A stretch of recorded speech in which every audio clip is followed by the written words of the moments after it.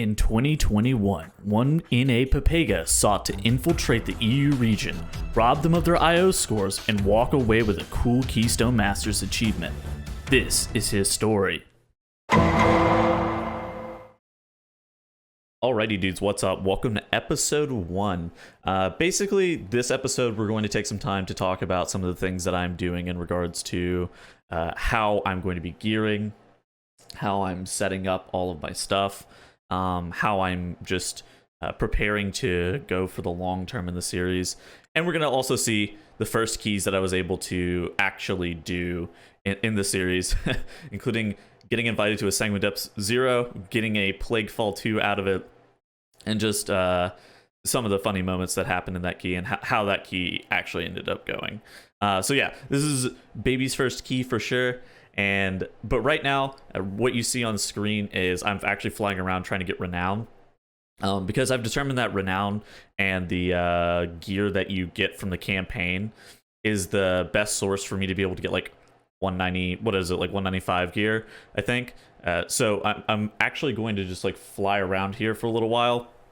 I actually gotta get trapped because I don't have a Hearthstone back to Dalaran or back to Oribus, so I have to sit here and mess around for a little bit, but nevertheless, yeah, so I've determined that renown is probably my best source of being able to get consistent 195 pieces of loot early on, and then once I get those, then I can start doing more higher level dungeons, slightly better dungeons, and then on top of that, eventually I'll be able to PvP. As you guys will see in the future, at 161 item level or whatever I am in this video, my item level is way too low to PvP, and I actually just end up getting rolled by everybody. But I do have aspirations to PvP at least in 2s on this character and get to something like 1600 or 1800. Because also on top of that, PvP also offers a really good catch-up system in terms of like conquest for me to be able to actually get into the content that I'm desiring to do. But until then, I need to be like farming renown, farming up my campaign, finishing all of that stuff off, and really it's incredibly slow too, because on top of that I'm also having to farm gold, which I bought Balance of All Things at rank 1, so I need to continue to do Torghast. I'm probably only going to buy Balance of All Things at rank 4. The rank 4 part is like 60,000 gold, so it's not too terrible, but at the same time it's not great either. But I've got like 45,000 gold at this point, so we are not in a terrible position to be able to get enough gold to actually make it all the way.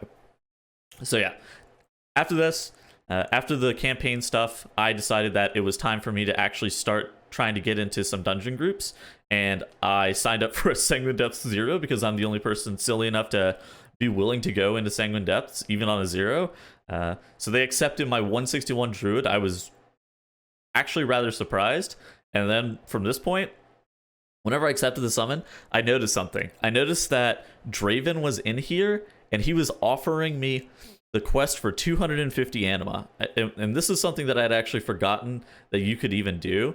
And this will probably be useful in the future, because I will be able to, or not 250, it's 750 anima. It's 3 250 tokens. This will be useful in the future because I will probably be able to finish one of my weekly renown things rather quickly, just because I do have access to that 750 anima turn in. I'm actually still sitting on the general Draven anima turn in as we speak. But with that said, we do begin the Mythic 0. My damage is pretty bad. I'll pop like all my cooldowns and I'll still be doing like 1k DPS, like 2k DPS or something like that. And I'm also running the wrong talents. I have 2 130 some odd item level trinkets, and it's definitely not helping. But whenever you see me pop Incarn and Convoke here, I'm actually in 2nd place right now at a balmy 6k. So we're really feeling ourselves here, and hopefully we do end up getting more gear and start to be able to progress at least into the damage department. Boomkin right now, even with cooldowns, without a lot of gear, still does like not bad damage, but it's definitely not But we're here for one reason only: to get the loot. And fortunately enough for us, whenever we end up fighting the first boss, Crixus, we do get some loot. And we finagle our way to be able to allow the other Moonkin to trade it to us. We hit him with the instant whisper of, yo, you need that? And to my surprise, he doesn't, and he trades it to me. And that's actually great news for us because we really needed that piece of gear. And as you also see, I insta-equip it because it was a absolutely massive upgrade for me. On top of that, we do get some more loot from this dungeon, which is actually great news. So maybe M0s is a better play than even running Mythic Plus dungeons. I'm not entirely sure at this point because you get 2 pieces of loot from an M Plus dungeon, whereas an M0, it feels more guaranteed that at least I'll get something. I actually end up getting some shoulders from the from Call, which is a nice 44 item level upgrade as well. I also got a massive trinket upgrade, which is like a 70 item level upgrade as well. So that was great news just all around. So leaving me at 155.56 at this point. We also were able to collect the Anima Cage trinket along the way as well, which we now colloquially know as boat trinket. That's what I've been calling it. I call it I'm dropping my boat. But also, interestingly enough, out of that Sanguine Depths 0, we get a Plague Fall +2. Not exactly what I was hoping for. I was really hoping for like a Halls of Atonement or a Mists because those keys are easy to fill with players.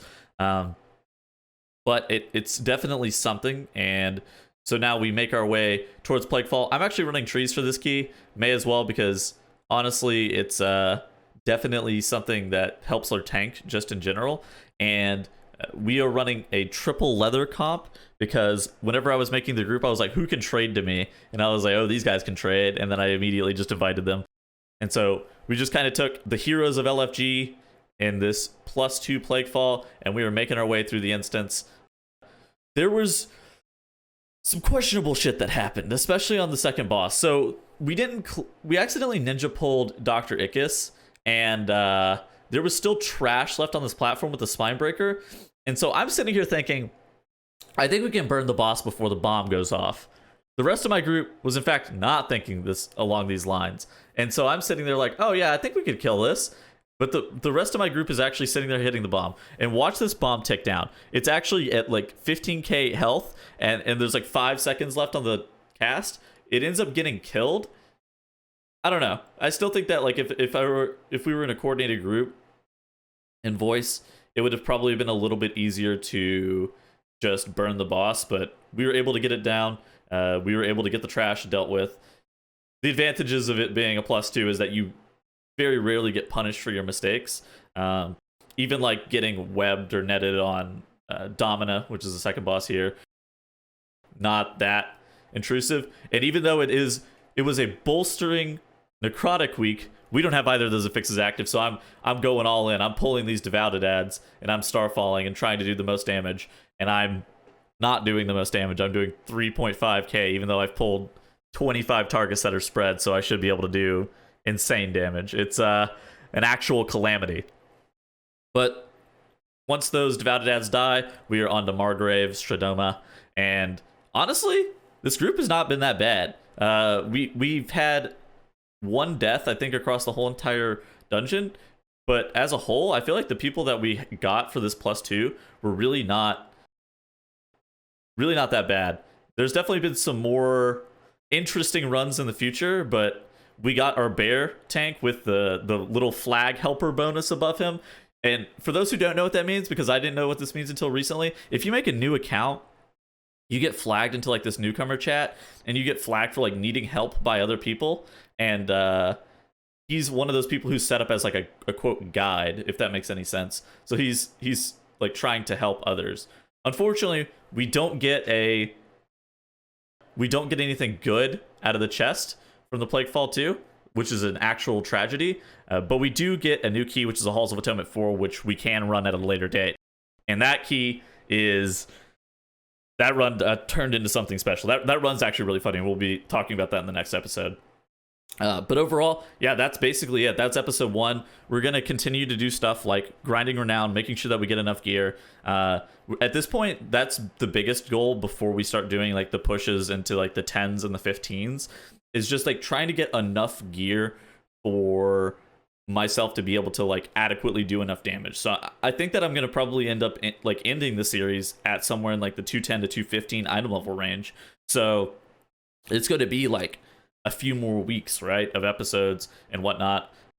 But it's going to require some grinding to be able to get enough gear to be able to get there. So right now, in the meantime, I'll be able to have renown to be able to get 195s in those slots. And at some point, I'll be able to actually go into PvP and be able to engage in player versus player content in World of Warcraft and convoke people into the ground until I get enough conquest to where I can buy enough gear for myself. But yeah, that's episode 1. I hope you guys enjoyed it. Episode 2 will be live sometime in the next couple of days, so stay tuned for that. I hope you guys all have a great rest of your day, and I will see you guys in the next video. Peace out.